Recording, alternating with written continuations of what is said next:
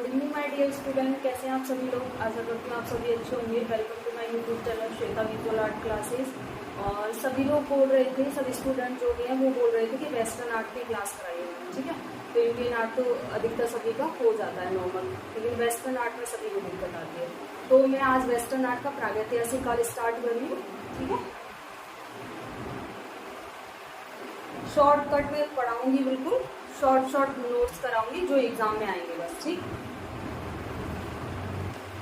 बस समझते जाना आप लोग।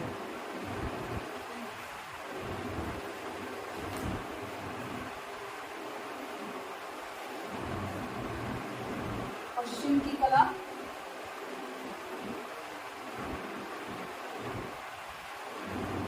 सब लोग बोल रहे थे पहले कि मैम छोटा लिखती हो, दिखाई नहीं देता। अभी दिखाई दे रहा है सबको। पश्चिम की कला में हम करा रहे हैं प्रागैतिहासिक काल। बहुत शॉर्ट है और एग्जाम में यही आएगा। एक्स्ट्रा तो बस पढ़ना पड़ता है, एग्जाम के लायक तो यही है, ठीक है। और ये किसका है? पश्चिम का, वेस्टर्न का। जो अपन इंडियन आर्ट में पढ़ते हैं वो भारतीय प्रागैतिहासिक है, और ये है पश्चिम प्रागैतिहासिक काल, ठीक है। तो प्रागैतिहासिक काल को कितने पार्टों में बांट दिया हमने? 3 पार्टों में। ये हो गया पुरापाषाण, और ये हो गया मध्यपाषाण, ये हो गया नवपाषाण काल। पुरापाषाण काल अधिकतर लोग भूल जाते हैं, क्योंकि इसमें क्या करता है, वो इंग्लिश नेम पूछता है इसका, ठीक है। तो पुरा इससे भूल जाते हैं, तो पहला वर्ड याद रखना। पुरा इसका मतलब पेलियोलिथिक एज। मां से हो गया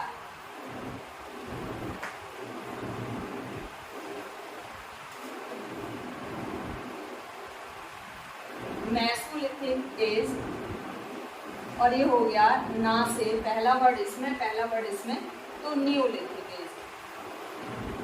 अब तो किसी को दिक्कत नहीं आएगी, सेम पढ़ आ रहे हैं। अब इसका जो टाइम पीरियड रहता है वो रहता है 50,000 से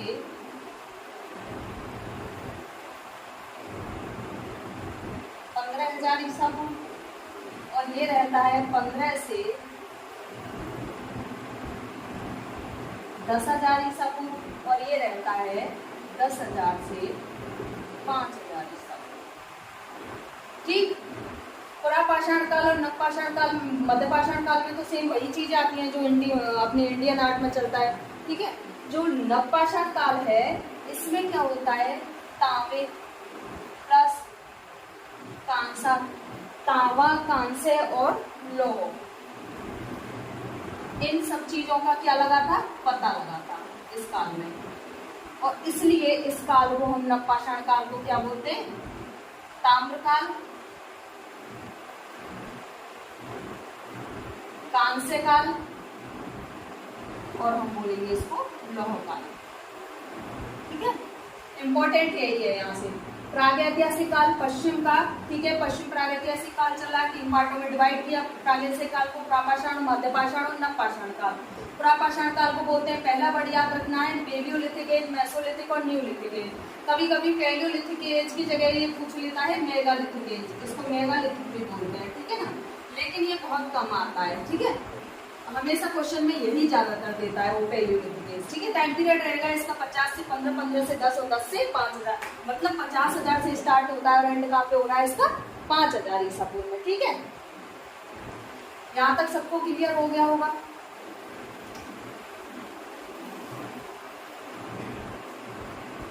अब इसका जो पश्चिम की कला, हम पश्चिम प्रागैतिहासिक काल कर रहे हैं ना, तो इसका जो चरम विकास होता है वो होता है तुम्हारे चरम विकास 12,000 ईसा पूर्व में। स्टार्टिंग तो इसकी 30,000 ईसा पूर्व में हो जाती है, ठीक है। जब अपना हिमयुगी जो मानव होता है उसका जो विकास होता है उसके साथ ही हो जाती है, ठीक है। लेकिन जो चरम विकास अपने गोल्डन पीरियड पे जो आता है वो आता है अपने 12,000 ईसा पूर्व में, ठीक है। चरम विकास इसका 12,000 ईसा पूर्व में होता है। और चरम विकास होता कहाँ पे? किसका? पश्चिम प्रागैतिहासिक काल का। तो कहाँ पे होता है? दक्षिणी पश्चिमी फ्रांस में होता है, और होता है उत्तरी स्पेन में। इसका चरम विकास होता है, ठीक है। दक्षिणी पश्चिमी फ्रांस और उत्तरी स्पेन की गुफाएं कर लीजिए, मैं कर लीजिए, कुछ भी कर लीजिए, की गुफाओं में, गुफाओं से इनको पता लगा की गुफाओं में। अब जो ये दक्षिणी पश्चिमी फ्रांस और उत्तरी स्पेन की जो गुफाएं मिलती हैं वो किसका क्षेत्र आती है, किस क्षेत्र में डिवाइडेड है, वो है फ्रैंको कैंटाबियन। ठीक है, दक्षिणी पश्चिमी फ्रांस में और उत्तरी स्पेन की गुफाओं में इसका विकास होता है, और विकास होता है ये दक्षिणी पश्चिमी फ्रांस और उत्तरी स्पेन जो क्षेत्र आता है वो फ्रैंको कैंटाबियन क्षेत्र के अंतर्गत आता है। और यह क्षेत्र जो है, यह क्षेत्र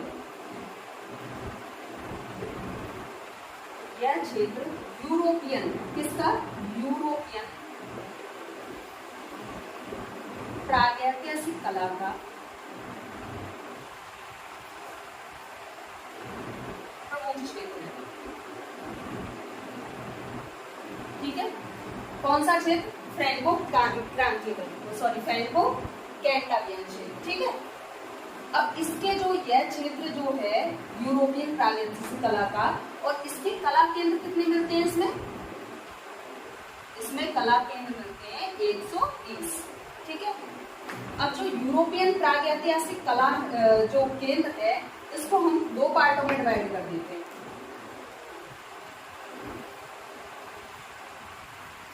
दिख रहा होगा सबको,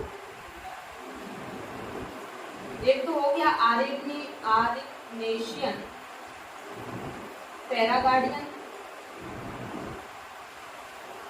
युग, और एक हो गया सोल्यूट्रियन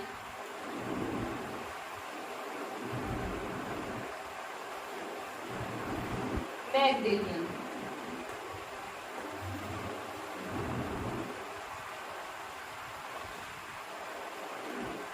ठीक, दो पार्टों में डिवाइड कर दिया, और इसका टाइम पीरियड जो रहता है वो रहता है 30,000 से 20,000 ईसा पूर्व, और ये रहता है 20,000 से 10,000 ईसा पूर्व। अब तुम कहोगे कि मैम ये क्यों कराया है, क्योंकि जो गुफाएं आएंगी ना, अल्तामिरा गुफा हुई, लास्को गुफा हुई, कौन सी गुफा इन दोनों के अंतर्गत में आती है। ठीक है, वापस से सुनिए, पश्चिम की कला को हमने कितने पार्टों में बांट दिया, प्रागैतिहासिक काल को 3 पार्टों में, पुरापाषाण, मध्यपाषाण, नवपाषाण। पुरापाषाण को क्या बोलते हैं, मेगालिथिक, पैलियोलिथिक, मेसोलिथिक और न्यूलिथिक है। ठीक है, स्टार्टिंग कहाँ से होती है, 50,000 से, एंड कहाँ पे होता है, 5,000 ईसा पूर्व में होता है। ठीक है, उसके बाद आता है इसका चरम विकास होता है, वो होता है 12,000 ईसा पूर्व में। चरम विकास इंपॉर्टेंट है। ठीक है, जो इंपॉर्टेंट है एग्जाम में आएगा बस वही करा लीजिए। तो चरम विकास होता है 12,000 ईसा पूर्व में, और जो ये चरम विकास होता है वो कहाँ पे होता है, प्रागैतिहासिक काल का। जैसे अपना भारतीय प्रागैतिहासिक काल है तो उसका होता है जैसे कि मध्य प्रदेश में, उत्तरी यूपी में, तो ऐसे ही इनका कहाँ होता है, दक्षिणी पश्चिमी फ्रांस में और उत्तरी स्पेन में। ठीक है, इन दोनों की जो गुफाएं, इनके अंदर जितनी भी गुफाएं आएंगी उनमें इसका विकास होता है, और ये दोनों जो क्षेत्र आते हैं वो कहलाते हैं फ्रांको कैंटियाबियन क्षेत्र के अंतर्गत।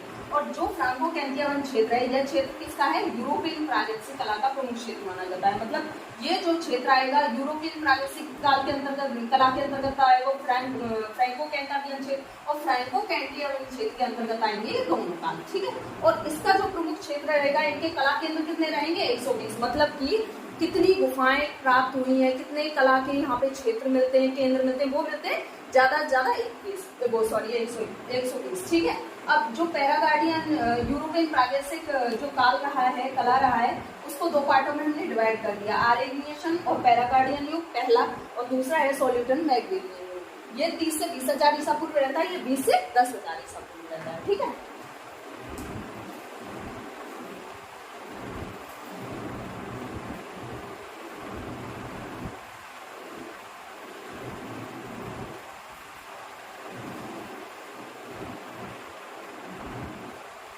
अब हमने दो पार्टों में डिवाइड किया था। ठीक है, एक तो उसमें उत्तरी स्पेन में किया था और एक दक्षिणी पश्चिमी फ्रांस में किया था। तो सबसे पहले हम गुफाएं पढ़ेंगे, वो पढ़ेंगे उत्तरी स्पेन की गुफाएं।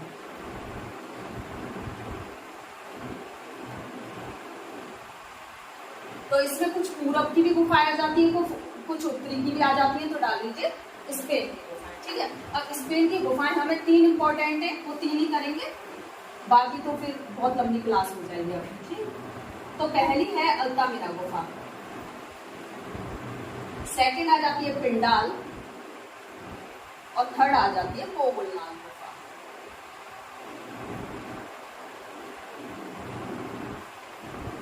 इसके बारे में पढ़ते हैं। इसको हम अल्तामिरा को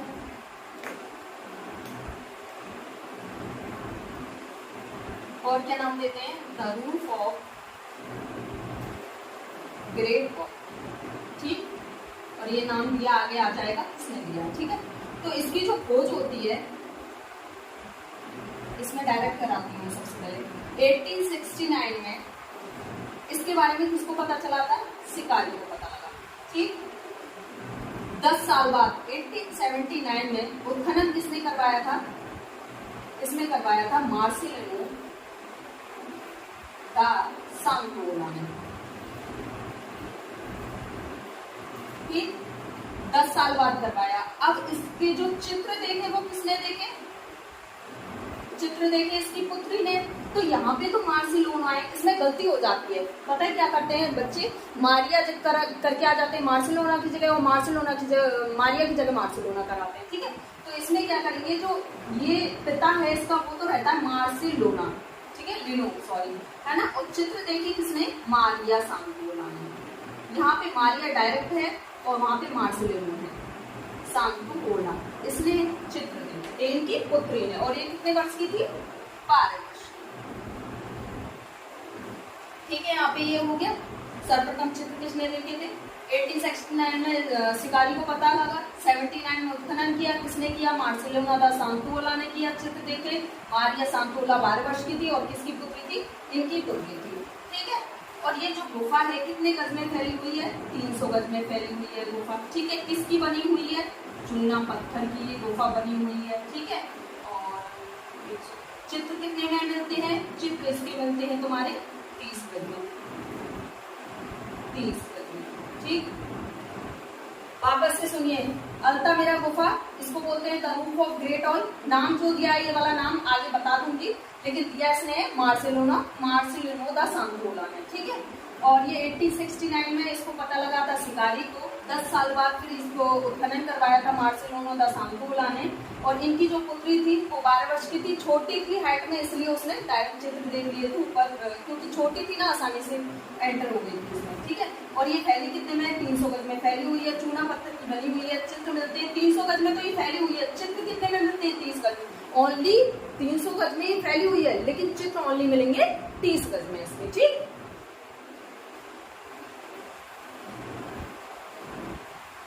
जगह कम पड़ जाती है इसलिए इसको कर दिया। इंपॉर्टेंट स्टार लगा लेना। विश्व की कैसी गुफा है, सबसे प्राचीनतम, विश्व की आ रही है, ठीक है, प्राचीनतम गुफा, स्टार लगा लेना इनके, विश्व की। और ये है प्रागैतिहासिक काल का, क्या कहा जाता है इसको, सिस्टाइन चैपल।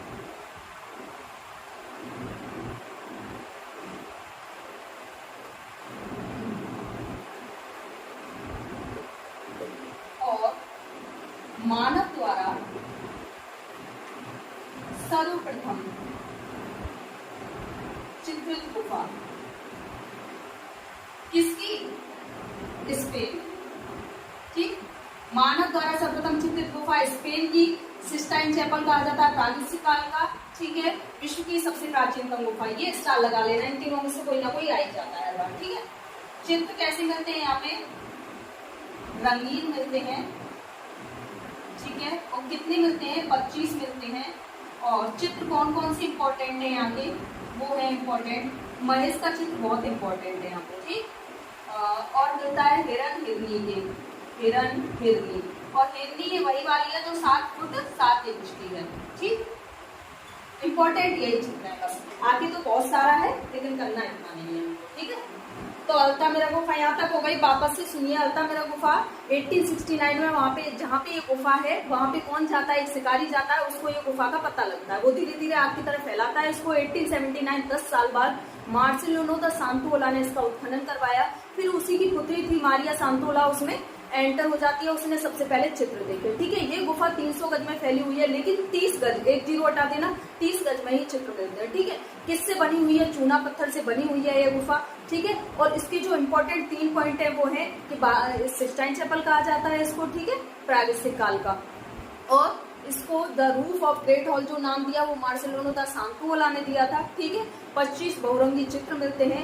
मानव द्वारा जो अंकित पहली जो गुफा है वो स्पेन की यही है, और विश्व की कौन सी है? ये सबसे प्राचीन गुफा है। ठीक है, और 25 इसमें बहुरंगी चित्र मिलते हैं, जिसमें महेश का इम्पोर्टेंट है और हिरनी हिरण के इम्पोर्टेंट है। बाकी तो जो भी पशुओं के मिले हैं बहुत सारे मिले, लेकिन इम्पोर्टेंट यही है। और हिरनी का जो मिला है चित्र वो 7 फुट 7 इंच का है, इसलिए इम्पोर्टेंट है। ठीक, इसके बाद आ जाती है अपनी पिंडाल गुफा। पिंडाल गुफा के बारे में छोटा सा ये कितने गज में फैली हुई है? 400 गज में फैली हुई है। और यहाँ का जो चित्र मिलता है वो चित्र मिलता है किसका? मेमत का। मेमत मतलब हाथी को बोलते हैं। और ये जो हाथी है वो, इस हाथी में लाल रंग की के पान की आकृति मिलती है। ठीक है, और हम उसको समझते हैं कि ये हृदय की स्थिति को दर्शा रहा है। ठीक है, बहुत छोटा सा है, इतना बड़ा है नहीं। पिंडाल गुफा 400 गज में फैली हुई है। चित्र मिलता है, इंपॉर्टेंट चित्र है, एक ही चित्र इंपॉर्टेंट है। ये मेहमत है हाथी का, और इस मेहमत है हाथी में पूरी जो आकृति बनी हुई है इसमें लाल रंग की एक मतलब पान की टाइप की आकृति बनी हुई है। और उसको मतलब हम जो लोग हैं और वैज्ञानिक लोग हैं वो समझ रहे हैं कि ये हृदय की स्थिति को दर्शा रहा है। ठीक है, इसके बाद आ जाती है कोवुलनाथ गुफा। कोवुलनाथ गुफा का जो टाइम पीरियड दे रखा है वो बुक्स वगैरह में 1903 दे रखा है, और अभी तक इन्हीं का दे रखा है। इसका बहुत कम दे रखा है, इसका दे रखा था 1879। ठीक है, 69 में इसकी खोज हुई थी। ओके, अब ये 6 गज भीतर इसमें क्या है? 6 गज भीतर इसमें 2 गैलरी मिलती है। ठीक है, ऐसे करके 2 गैलरियां आ जाती हैं। कितने में? 6 गज भीतर में मिलती है। ठीक है, और ये कैसी मिलती हैं? लाल एंड काले रंग की मिलती हैं। ठीक है, 2 गैलरी मिलती हैं, लाल एंड काले रंग के क्या है? नर्तकी समूह बना हुआ है। मतलब लाल और काले रंग की 2 आकृति सी हैं, ऐसे लग रहे हैं वो नाच रहे हैं। ठीक है, नर्तकी समूह बना हुआ है। अल्तामिरा गुफा पढ़ाई हुई। पिंडाल 400 गज में फैली हुई है। एक मेहमत हाथी का चित्र मिलता है जिसमें उसमें लाल की पान की आकृति बना रखी है, और वो लग रही है हमें कैसी? जैसे कि हृदय की स्थिति को दर्शा रहा हो। ठीक है, कोवुलनाथ गुफा 1903 ईस्वी इसका टाइम पीरियड रहा है। 6 गज भीतर इसमें 2 गैलरी मिलती हैं। उन गैलरियों के अंदर लाल और काले रंग की 2 आकृतियां हैं जो नृत्य को दर्शा रही हैं। ठीक है, और वो क्या है? यह चित्र है। ठीक है, इंपॉर्टेंट है ये। बस कंप्लीट हुआ। गुफाएं सारी है, लेकिन इंपॉर्टेंट जो है एग्जाम में आएगा वही। स्पेन की गुफा हुई कंप्लीट। सारी सीरीज वाइज है, आपको कुछ करने की जरूरत ही नहीं है। अब आ जाती है फ्रांस की गुफाएं। जन्म से मृत्यु जो होता है, स्टार्टिंग से जो एंड है, वही मैंने पूरा नोट डाउन कर रखा है और आपके लिए करा रही हूँ। ठीक है, तो आपको उसमें छेड़खाने की जरूरत ही नहीं है कि 1901 पहले आएगा या 1873 पहले आएगा। सीरीज वाइज चल रहा है सारा। ठीक, सबसे पहली गुफा हम पढ़ेंगे फ्रांस में सैम्पोल गुफा। टाइम पीरियड के अकॉर्डिंग पढ़ा रही हूँ मैं। सैम्पोल गुफा का टाइम पीरियड रहेगा 1878। खोज इसकी 1900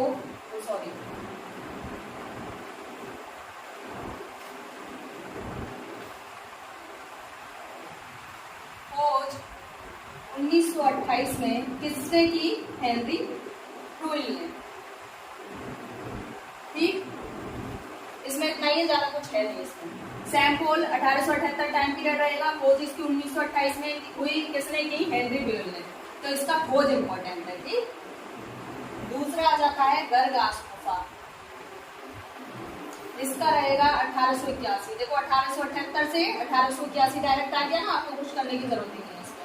इसमें काले, लाल प्लस पीले क्या मिलते हैं? हाथ के छापे मिलते हैं। और यहाँ कितने मेरे करीब हाथ के छापे? 150 करीब मिले। ठीक है, और यहाँ पे गरगास गुफा में सर्वाधिक क्या मिलता है? हाथ के छापों की आकृतियां।